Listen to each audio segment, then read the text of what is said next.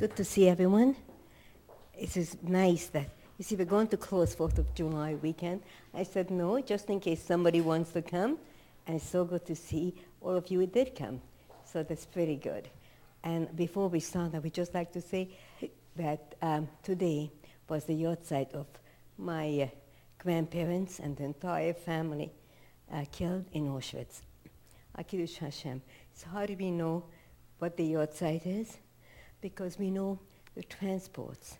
You see, and today, it was today that the transport from the shtetl where my Zidi was the rabbi, they were taken to the gas chambers, the entire transport. So today was the yahrzeit. So I'll just tell you one little story about my Zidi in his honor. When I was a little girl, we found out that, very quickly we found out that the Nazis were taking us into the gas chambers and making from us, from our bones, fertilizer, and from our fat soap. They called Jüdische Seife, Jewish soap.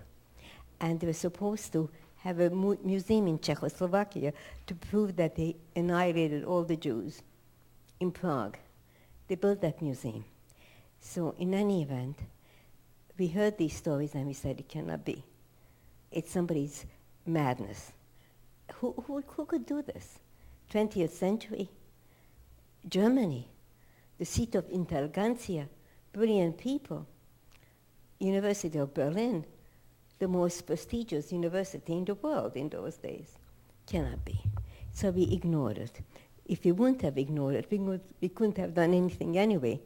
Where do we go? What do we do? So what can you do? The whole world was against us. Every door was shut. A few ships came to the United States and they were sent back to the arms of Germany. They wouldn't allow our people to land. So where is there to go? Eretz Israel didn't exist yet. So no place to go. Israel was occupied by Arabs, no place. And by the British. The British did not allow people to enter. Even after the war, the British built another concentration camps for those who came in Cyprus. So you should know what the world looked like. The whole world was against us, and we did not have even one gun. Not one gun. You understand this? Nothing. So in any event, my parents made a decision. We would go to visit my Zedi, whose yahrzeit is today, for a bracha.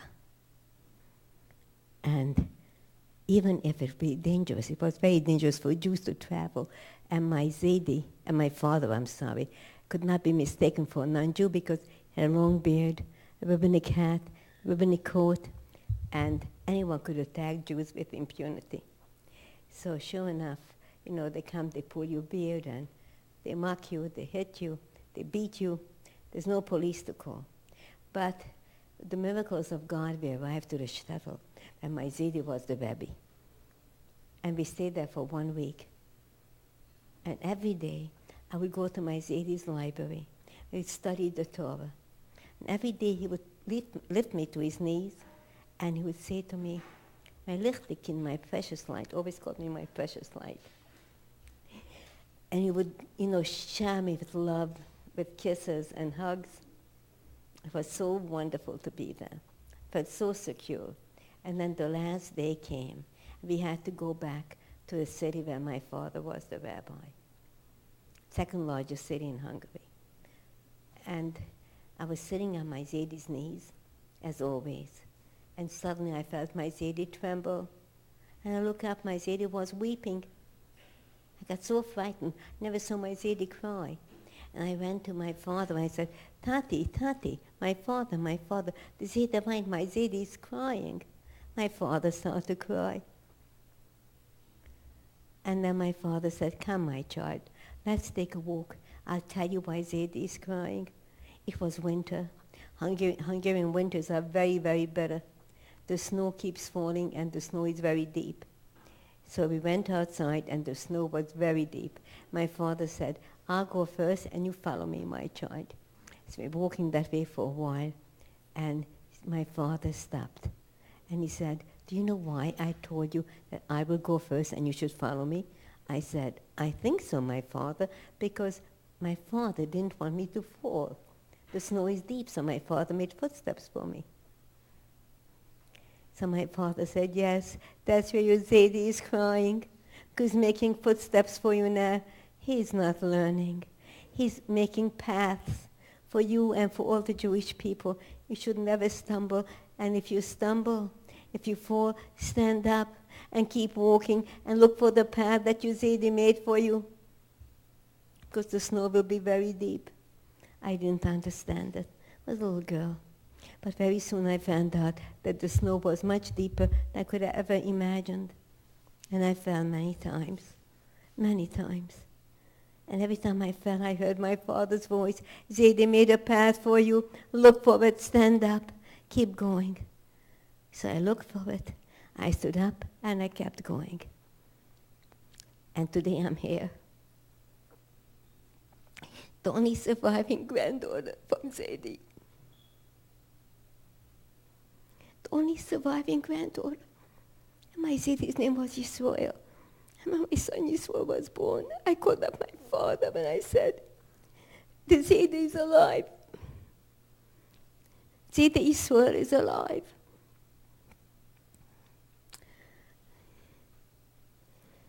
And I started Hineni. That all the Jewish people should find a path. And no Jew should be lost. And Baruch Hashem, God help me. And we reached hundreds of thousands of people all over the world. Many years later, I spoke in Budapest. And I went to the shtetl. I went to the gravesite of my Zadie. And I told him everything that happened to us. Not my Zadie who was killed in the gas chambers, of course not. My great-great-grandfather had been the rabbi there before. And I asked my great-great-grandfather to tell my Zadie who made the path for us. I thank him for the path. I walked the path. I fell and I stood up. So I want you to know, Zisa Kinder, like sweet children, never be dismayed. There's a path that you said is made for you. Not just for me, but for every one of you. All of you had a Zadie or a Bobby who made a path. So tonight, we had the Yortzeit commemoration. The entire shtetl was taken to the gas chambers today. Last week, Thursday, my maternal grandparents and that entire shtetl was taken to the gas chambers. So here we are. We have a mission to bring back our people to life. And there are no coincidences. Tonight, to commemorate the memory of Tzipora Bas Yehuda, the mother of John Goodman, Joni Goodman, and Yaakov, her grandson, is here. And he came to all the classes. I want to tell Tzipora, your mommy, that she should be so proud that you are following on the path, and that Yaakov is following on the path. This little boy would come every week to the Torah class, would ask mommy to bring him. So with God's help, it should all be a blessing for all of us. So Be'ezrat Hashem, now we'll go to the class, going to study Torah. We are in Parshas Balak. You'll find amazing Parsha, amazing portion.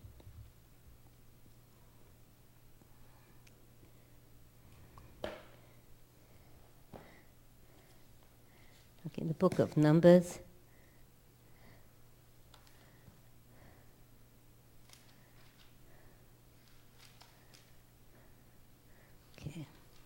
Vayah Balak, and Balak saw, Ben Tzipor, the son of Tzipor, it's called also Israel Amori, all that the Jewish people did to the Amorites. Who was Balak? He was the king, an evil king, a very anti-Semitic king who hated the Jews, and he became crazy. Crazy about what? That the Jews came forth from Egypt, and they were succeeding, just like today. Do you understand the entire world is busy with little Israel? Is that nuts or not? such a big world, oil fields all over. Little Israel, smaller than the state of New Jersey. That's what everybody's busy with. The only democracy in the world. And they're just so busy with that a Jew builds a house in Yerushalayim. That is the concern of the White House and the whole world. The world is on fire. ISIS, the Ukraine, Europe, all over, all Israel. So Balak, Ben Zippor, Balak was the king of Moab. Okay, he was called Ben Zippor, the son of Zippor, because he was a man who was knowledgeable with the black arts, black magic. Is there such a thing as that? Yes, there is such a thing as Satan. There is such a thing as witchcraft. God gave some strength to evil, so we should know how to choose good. So Balak ben Zippor, Balak the son of Zippor was called Zippor because he was able to create birds through black magic. So he saw what the Jewish people did, how they came forth from Egypt, and it bothered him. Vayar, he saw. He got crazy with that. He saw what happened to the Jews, the miracles. Just like today. Didn't the world see the Jewish people coming back after 2,000 years? Is that possible? Jewish people surviving the gas chambers, is that possible? Shouldn't the world tremble? Shouldn't the world say, look, in 6 days, the 6-day war, my God, miracle after miracle, shouldn't the world be trembling? You know how they are trembling? Hating the Jews. Want to destroy Israel, God forbid, which they can't. So Balak went nuts on the Jews. So he says, what can we do? And he says that the Jews became disgusting in his eyes. Just want to annihilate them. Sounds familiar? Do you know any nation who does that today? Who wants to kill us? Whom the Jewish people are a thorn in the eyes? Do you know any nation like that? Of course you do. Of course you do. So listen to what he does. Vayogor Moav mipnei Hom, and the Moabites became very upset because of the Jewish people. Kirafu, because we are many. Vayokotz Moav mipnei Bnei Israel, and they got disgusted, as I said, because of the Jews. They couldn't handle us. So what does Moab do? Ben Balak sends a message to the Midianites. Let's get together. Let's see what we can do to get rid of the Jews. Now the Midianites and the Moabites hated each other. The Shiites and the Sunnis, they hate each other. But they'll get together on killing Jews. So many factions, so many different groups, they all hate each other. But on Jews, they all agree. They all agree. That's the world today, and that was the world thousands of years ago. So Balak consults with the Midianites. What do we do with the Jews? Why the Midianites? Because they said, you have an experience with the Jews, because Moses, their leader, lived in your country. Because when Moses had to escape from Pharaoh who wanted to kill him, he went to Midian. You know what to do with them. What's their strength? How do you get rid of them?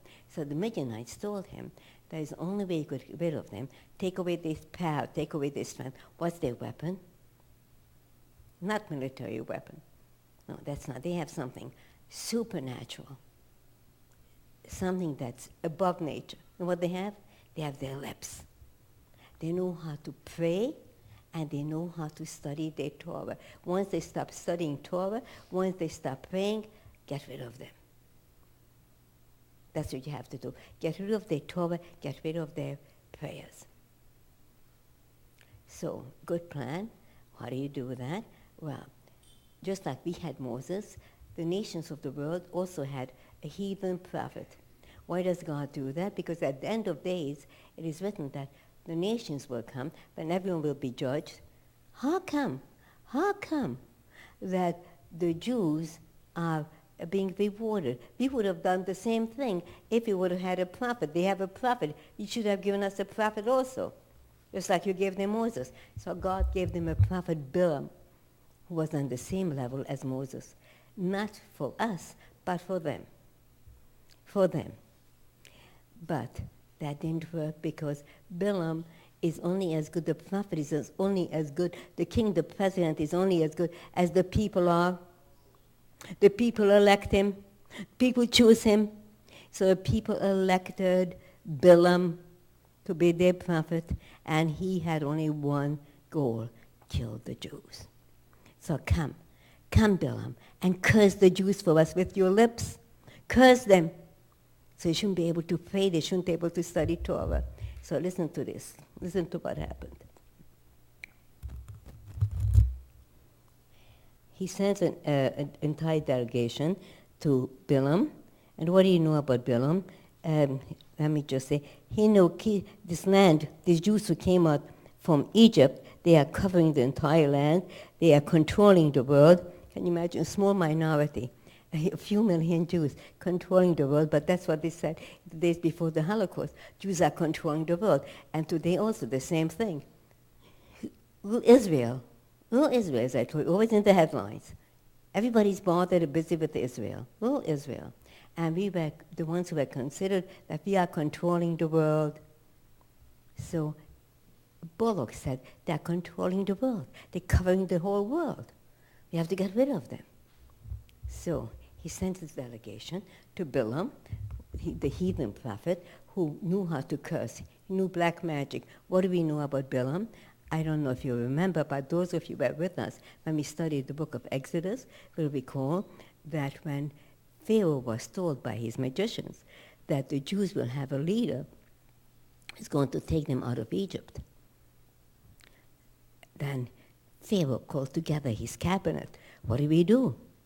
The Jews are going to have a leader, and they'll take out the Jews. We need them as slaves. What do we do? So the cabinet members started to speak. And there was a couple of people there. This guy, Balaam, was also part of the cabinet. He said, kill every male child. And the girl children, the females, will marry. Because, in their religion, the religion goes always after the man. So kill every male child. No problem. Okay?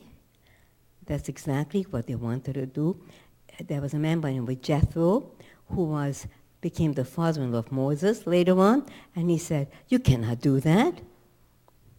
And then there was a man by the name of Job who said nothing.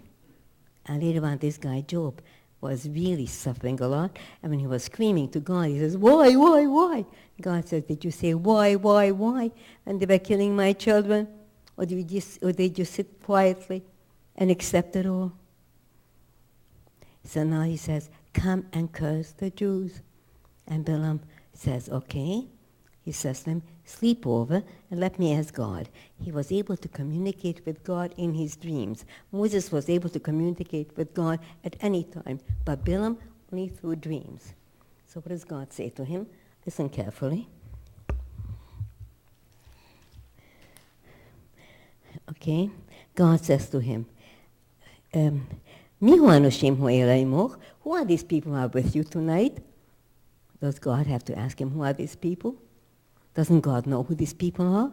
Why is God doing that? Why? What do you think? God always does that, to bring man to his senses before it's too late. When Cain killed his brother, God says to Cain, where is your brother Abel? When Adam sinned, then God says to Adam, what did you do? Where are you? Bring a person to his senses. What did you do? A good parent also says sometimes to a child, what did you do today?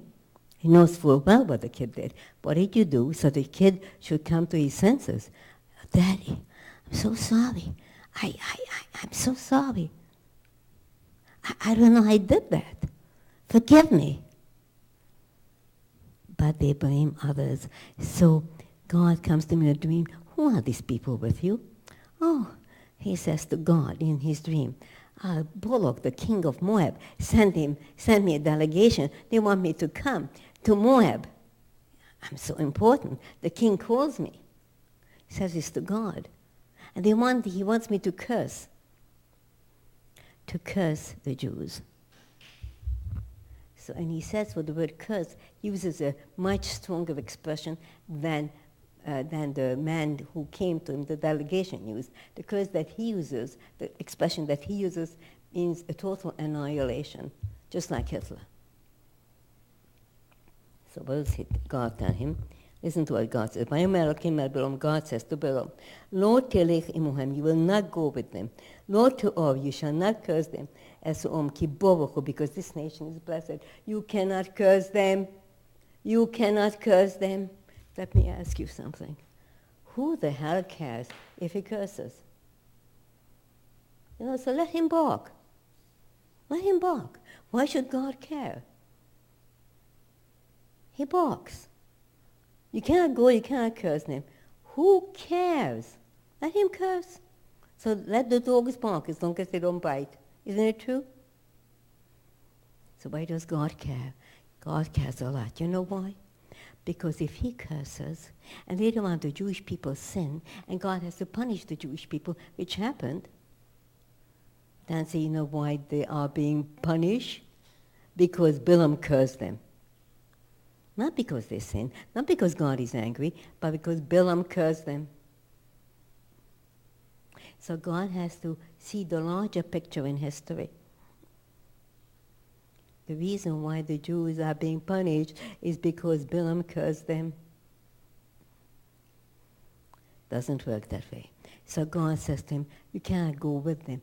Imohem. The word imohem with them comes from the word am. Am means a nation. Cannot join them. A nation has the same ideals, the same constitution, the same credo, the same beliefs. But there's another expression, you'll see it soon, and that other expression is osum. Osum comes from itom. Itom means me and you, with them. I and you are like on a plane. Many people, but do you have any commonality with the people on the plane? Not at all. All kinds of people on that plane, just on the same flight. But you have no common goals with them. So Hashem tells Balaam, you cannot join forces with them. But Balaam still wants to go. So what does Balaam say to the emissaries in the morning? Listen to this. Balaam, you cannot go with them. And you cannot curse them, right? Now he gets up in the morning and he tells the emissaries, the guys, Min Hashem letitli lelechem mochem. God does not allow me to go with you. Not that I can't go to curse, but God does not want me to go with you. What is the implication? Yeah, God doesn't want me to go with you. You're not sufficiently prestigious. It's with you, not that I shouldn't curse. God didn't speak about that. Just that I can't go with you guys. You're not sufficiently prestigious. You know who I am? I'm Balaam. I need a proper delegation. So they go back and they tell it to Balaam. And Balaam now sends a bigger and a greater delegation. And he says to them, okay, sleep over. I'm going to do this mass because it's late. Okay, sleep over, and I'll let you know. So God says to him, if you want to go, itom, with them, which is just accompany them, but not one in mind and not one in heart. You could go. Meaning that if man really wants to do something, God is not going to stop him. If there's a man who wants to rob a bank, you think God is going to give him a cold, so he shouldn't be able to rob the bank that day, or take away his hands or his feet? Wants to rob the bank, he robs the bank. God does not stop people because God is not a puppeteer and we have free will. It says, on the path that you want to go, you will be led. Who will lead you? The angels that you create with your will. You could create negative angels or good angels. If you create negative angels, those negative angels will lead you against your will because that's what you want. It depends on what you want. So be careful with what you wish for. Because if you want something bad, then that bad will envelop you. And you can't extricate yourself. So now, Balaam gives another message. The prestigious delegation comes and tells them, even if you give me all the money in the world, I will not go with you. I cannot. Who speaks about money? What do you mean money? What does that tell you? He's looking for cash. Even if you give me money, I cannot go with you. He wants money. There's a price. Could buy him. There's certain politicians you could buy. Could buy him. So they go back and tell this to Balak, and they come back with a great fortune. And now Balaam is ready to go, although God says to him no. God says no, but he goes. So listen carefully what happens. It's amazing. So, Vayichav af Elokim, and God is angry at Balaam for going. Vayisatzev Malach Hashem baderech lusotim, and God sends an angel of God to stop him. Sotim means to stop him, like to Satan. To stop him. The angel of God is an angel of mercy. Malach Hashem, the God of mercy. The angel of mercy. God sends the angel of mercy to stop him. Angel of mercy. Should be the angel of death, of judgment. Why the angel of mercy?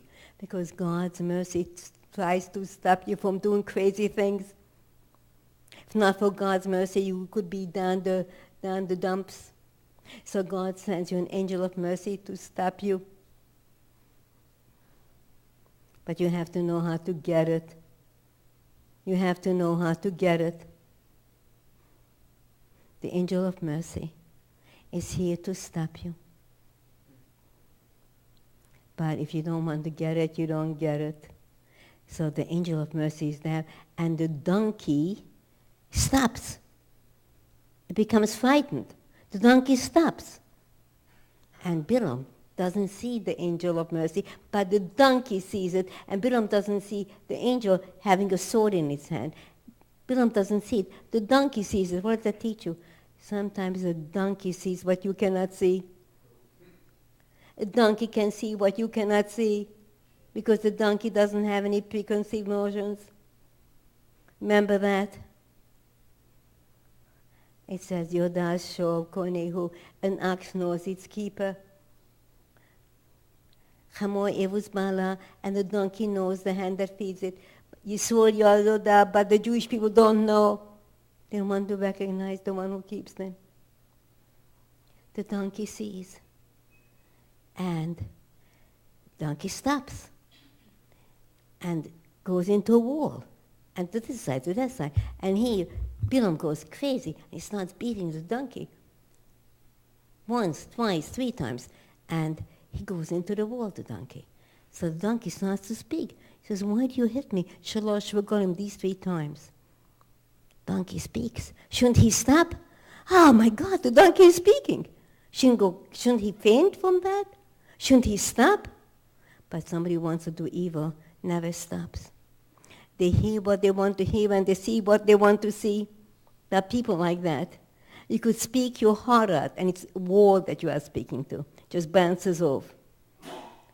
They could see it, they could hear it, and they don't get it because they don't want to get it. They could sit in the same room as you and say, oh, I wish that, I'm so happy he's here. Now he'll understand. They're sitting right there. They hear the same message, but they don't get it because they don't want to get it. Hear what you want to hear and you see what you want to see. You speak sometimes to someone in your family and you talk your heart out. They don't get it because they don't want to get it. Now we said in the beginning that Balak saw what God did for the Jewish people. There's another man who also was influenced by what happened to the Jewish people. That was Jethro, who became the son-in-law of Moses. In regarding to him, the father-in-law of Moses. The father-in-law of Moses. Regarding him, it doesn't say that he saw, it says he heard. He heard. You have to know how to listen. And he came and he converted to Judaism. And his daughter became the wife of Moses, Zipporah. So if you know how to hear, it's okay, but if you are seeing, see with an evil eye. You get jealous. And you have an evil eye. And Balak had an evil eye. Jealousy. So he says, the donkey says, why do you hit me these 3 times? He says, Shalosh regolim, not Shalosh po'omim. Po'omim is the proper way of saying 3 times. Regolim means the holidays. We have 3 holidays, pilgrim holidays, pilgrimages, when the Jewish people would go up to Jerusalem. Pesach, Shavuos, and Sukkot. The word regolim means raglaim, feet. We had to go by foot to Jerusalem. Can you imagine going from every part of Israel up to Jerusalem? People go on a bus, they get tired.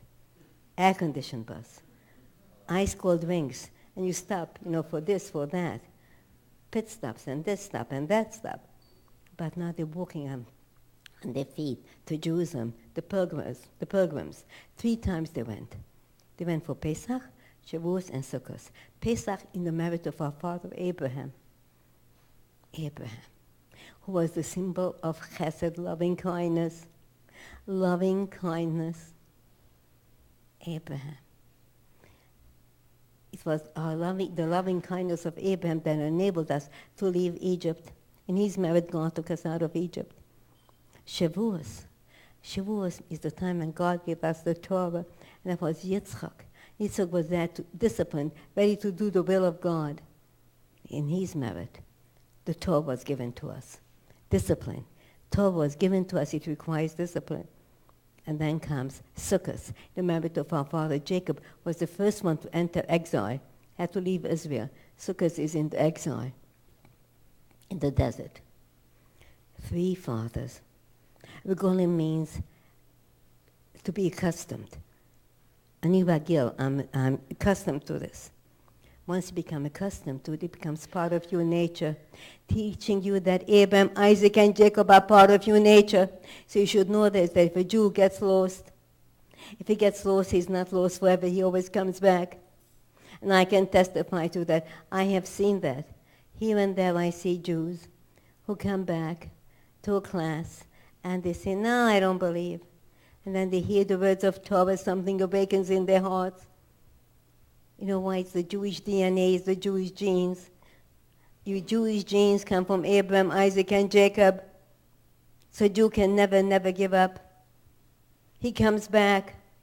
It's part of our Jewish DNA. Abraham, Isaac, and Jacob, it's part of our Jewish DNA.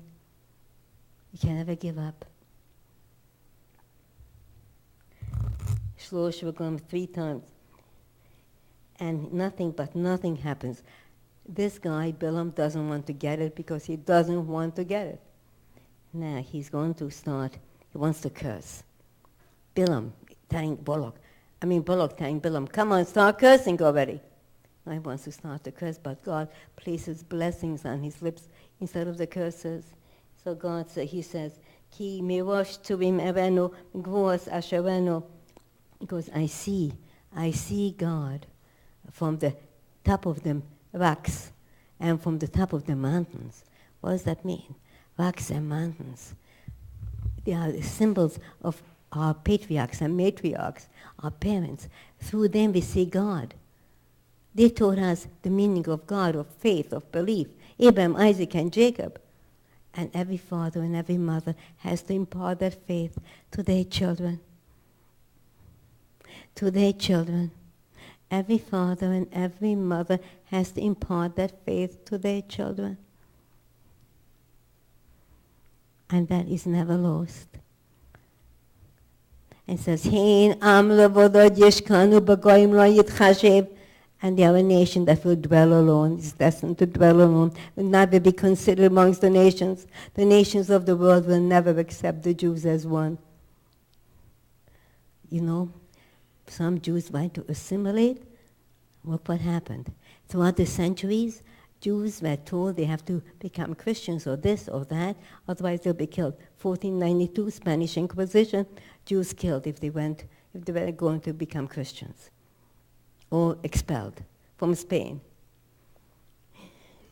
1939, Second World War, a Jew could go to church the whole day, wouldn't matter. Killed in the gas chambers, because even if he had 1 ounce of Jewish blood in him, it's a annihilation of the Jewish race. Not religion, race. Why? Because if it would have meant religion, then Jews would have converted.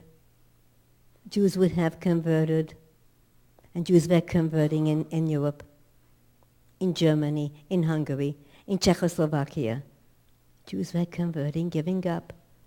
So comes Hitler. But Goyim lo yichashev, you will never be accepted amongst the non-Jewish world. You are Jews, you have to remain Jews forever, and we have. Can you imagine, after such a Holocaust, we come out, we build synagogues and yeshivas. Just look around here, the United States. More synagogues than ever before, more yeshivas than ever before. Go to England, go to Jerusalem, go to any place. You see synagogues and yeshivas. And Judaism thriving and growing and flourishing. Hein am levado yishkan, they're a nation that dwells alone. Listen to me carefully now.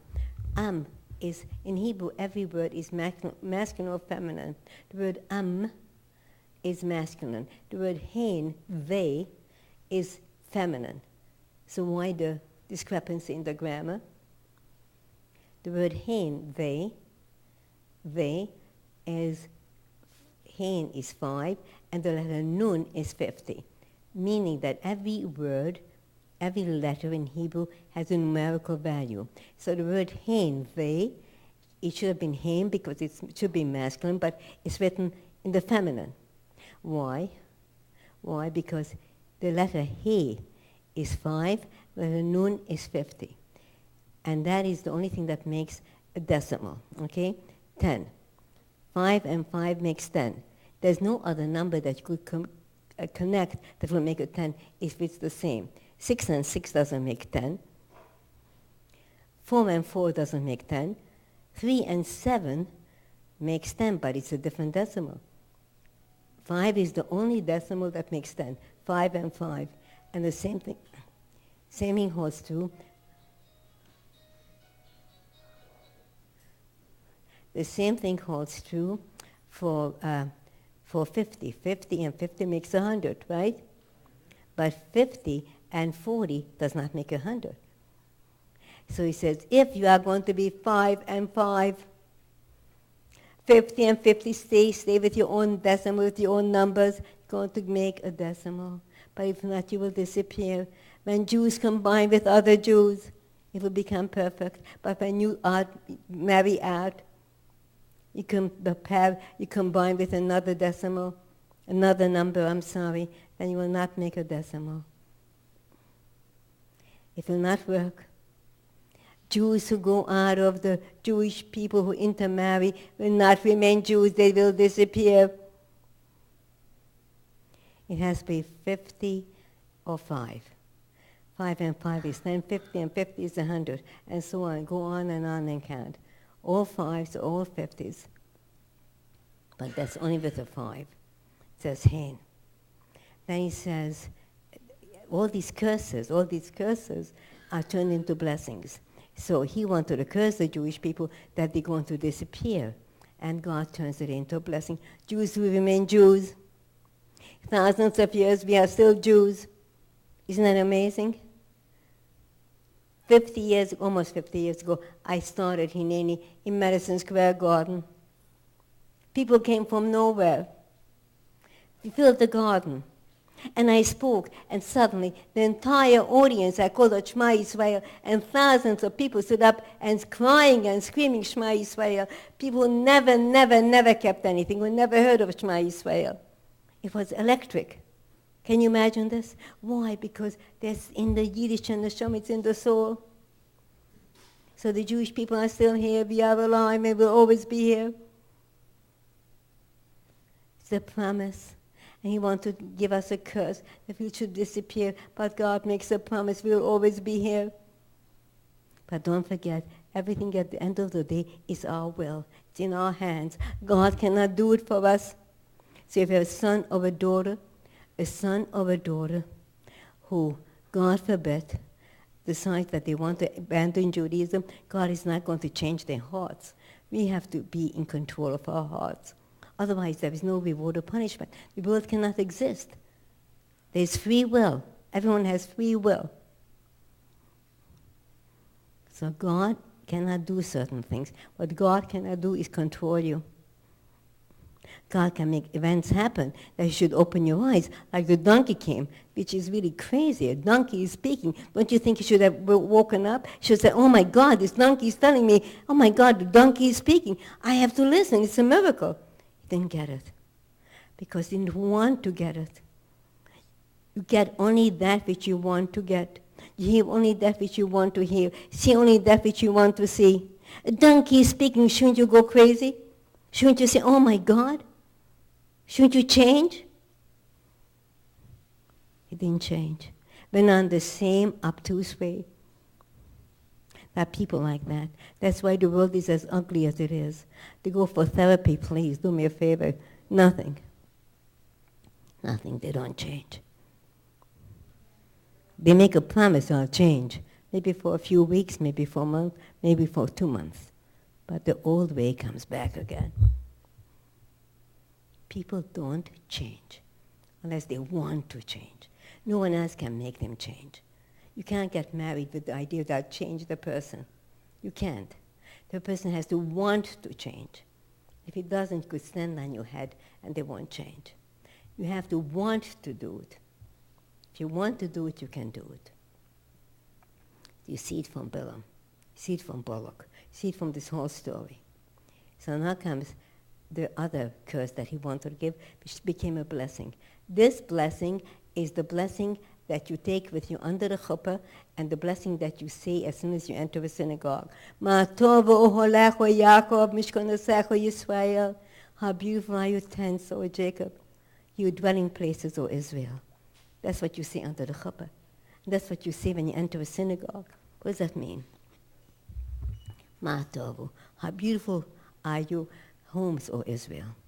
Oholecho. The word oholecho, Yaakov. Your Jewish homes. How beautiful they are. What did he see? Every Jewish home, every Jewish tent, they looked at him wanted to curse it.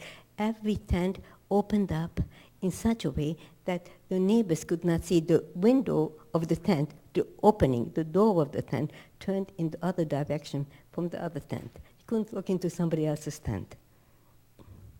You couldn't look into someone else's tent, teaching us they should never look to see what's going on by someone else. Don't look at someone else. Don't, look at the kitchen here. Look at the living room. Look at this. Look at the furniture. And look at this and look at that. Look at the new car. No. Look at your own. Don't look at anyone else. Every tent was built in such a way that no person was able to look at what is going on by the other one. How beautiful are your tents, O Jacob, the Jewish home. Don't go around looking at someone else. And don't gossip about it. Oh, you should have seen their house. Oh, it's so dirty. Oh, you should have seen their house. So gorgeous. They must have spent millions on it. It's a terrible thing to do. I mean, that house, filthy. That house, wow. In a different direction. You're never to look into someone else's home. Just look at yours and take care of yours. Don't get involved in other people's lives. Take care of yours. And then it says, Mishkanosecho Yisrael, your tabernacles, or Israel. The place, your home has to become a tabernacle. Place you have Shabbos. Place you have those Shabbos candlesticks. Place where you have a Bible, a Siddur. Does it look like a Jewish home? Place where you have candlesticks. Mezuzahs. Has to look like a Jewish home. Make a tabernacle out of your home. A challah cover, a kiddush cup. Make a tabernacle out of your home. A Bible, a Siddur, as I said. A tabernacle out of your home. Go into someone's house. Do you have a Siddur here? Oh, I'm sorry. Do you have a Bible here? I'm sorry. If you don't have it in your house, go and purchase one tomorrow and have it in your home. So they could get it in Hebrew and in English. But it should be there. It's a blessing in the house. And now there's another meaning to all this. Ma tovu oholecho Yaakov, how beautiful are you tents, O Israel. The word ohel means ohel of Torah. Jacob was Ish Yoshev Ohalim. Jacob was a man who was always dwelling in a tent, meaning he studied Torah. We have so many yeshivas. How beautiful the yeshivas are. How beautiful those schools are. You know, when we came to America in 1947, there were no yeshivas here. Torah Vidanas, one yeshiva in New York. Speak of. You know how many yeshivas are today? In every neighborhood. My goodness. All over. And it's so wonderful to see new generations growing up, loving God and keeping the Torah. It's so amazing. And the ripple effect is amazing because it touches everybody else. Torah is flourishing everywhere. Look at this, 4th of July, you are here. Everyone said, close it. Nobody will be there. Nobody. Of course you can. Somebody is here. Just one Jew is here. That one Jew represents millions of Jews for future generations. For future generations. The Mishkan Asecho Yisrael, your synagogues, O Israel, how beautiful they are. Go into a synagogue and suddenly something touches you. And here we have this ark behind me. And before we close tonight, I'm going to open the ark and you will see a little Torah suspended. I show this very often, above. That little Torah that belonged to my great-great-grandfather. And my grandfather was killed in Auschwitz. Who is the outside was today? Buried it before he was taken away. He buried it. And the Nazis were going to take it they did take it to Prague, Czechoslovakia, to put it into the museum. And by a miracle, I cannot tell you, because this program might be heard all over. I cannot tell you how, but by a miracle, it reached me. Would you believe it? And the man he gave it to me just temporarily, lent it to me for Yom Kippur, and I promised him I will return it after Yom Kippur because he said he wants to put it in a museum. That man calls me up after Yom Kippur and he says, Representative, keep it. I said, what do you mean? He says, I had a dream. I had a dream last night that I should give it to you. Uncle knew the night he had a dream that he should give me the Torah. We keep the little Torah in white because it came out to us on Yom Kippur, and every letter was intact. How beautiful are your tabernacles, O Israel! The Jewish people and the Torah and the synagogues will remain forever. Do you understand this? Everyone tried to destroy our synagogues, and they could not. They could not. I will conclude with one last story. And this really happened. All my stories are true, but this I witnessed with my own eyes. A certain rabbi, Rabbi David Grossman, who is a very great rabbi from Israel, who built many schools there, came to the United States and told us the following story. It seems that there was a convention in Germany of all mayors, heads of cities, and heads of state, and a man by the name of Moti Herzog went from Israel to that convention. Guy by the name of Moti. Okay? So he goes to the convention, and there is a man there who is part of the German parliament. He says, you are Jewish, right? You are an Israeli, yes? He says, I have to speak to you privately. He says his father was an officer of the Nazis in the SS. And his mission was to bomb synagogues. He bombed a lot of synagogues, destroyed them. He says, one day, he said, he would like to see what those synagogues look like. So he got off the plane. And he landed, got out of the plane, and examined the synagogue. He sees there this amazing parchment. He says, what great material. I'll cut off a piece, and I'll make it into a wallet to keep my papers. What do you think that parchment was? The Torah, of course. Torah is written on parchment. So he takes his knife, cuts out a piece, and makes a folder for his papers, for his Nazi papers. Now he's on his deathbed, this Nazi. And he calls his son, he says, this. This was from what the Jewish people called their Torah. I didn't know what it was when I cut it up.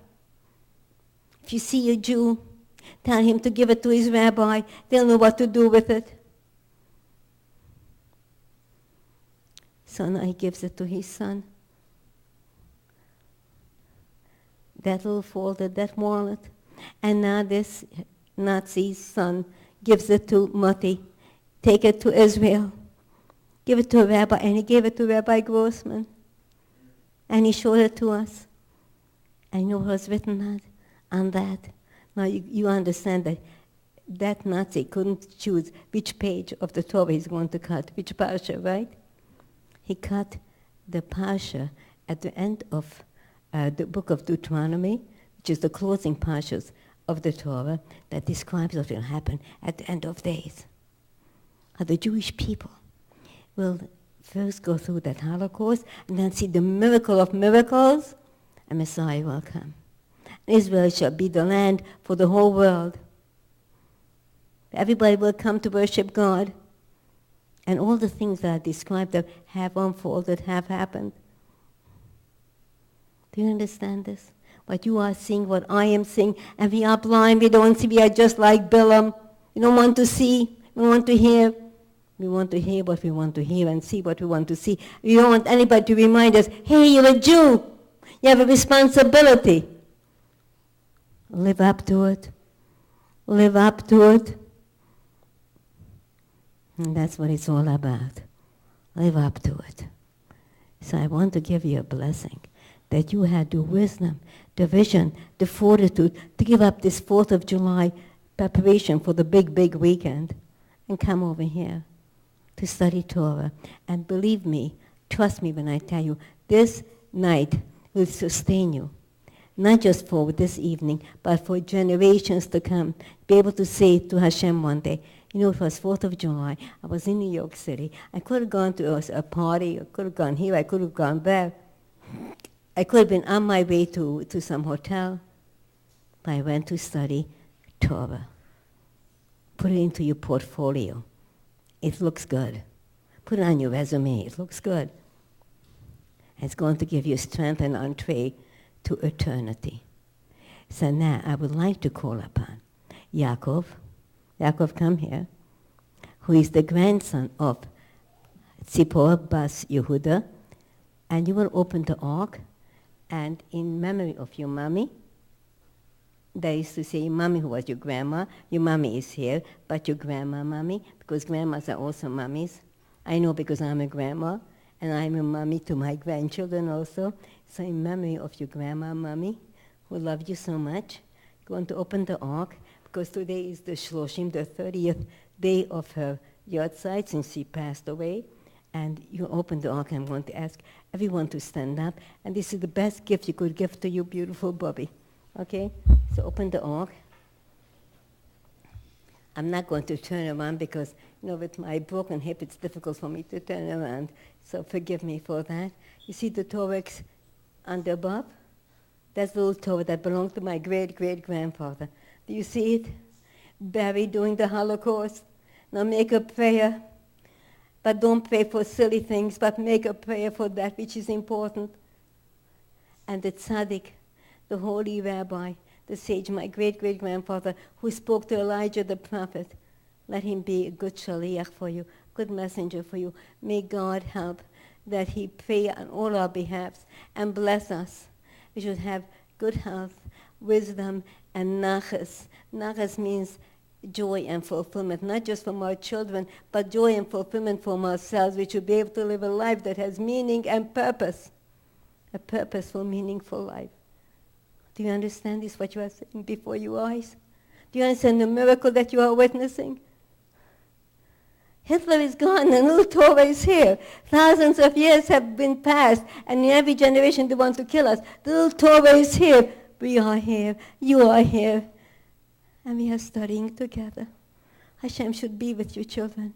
Yevarechechu Adonai v'yishmerechu, Yevarechechu Adonai punu v'lecho v'yichunechu, Yisu Adonai punu v'lecho v'seim lecho sholom. Hashem should be with all of you in honor of your Bobby, your mommy, grandmother, kiss the Torahs, Yaakov. And all of you, send your kisses to the Torahs and tell Hashem to continue to watch over us. And the Zaydis should have nachas from us in the heavens above. They should be proud of us. They say, oh, that's my grandson, that's my granddaughter. And the angels should come, yes, the good angels. Look at those beautiful children that you have. So now, close the ark, and then could all sit down. And thank you, Yaakov. And children, we have delicious chali in the hallway to give to everybody for Shabbos as a gift. It's in memory of Chayagol, the Feger Bas Yitzchak, the mother of Michelle, Fadel, and downstairs we have delicious refreshments. If you were here earlier, we had cholent and kugel. I think we still have some left, a lot left, so could go downstairs, delicious cholent and kugel, kosher, so you could eat it and enjoy it. God bless all of you. Anyone who has an appointment to see me, please see Michelle. Good Shabbos, everyone.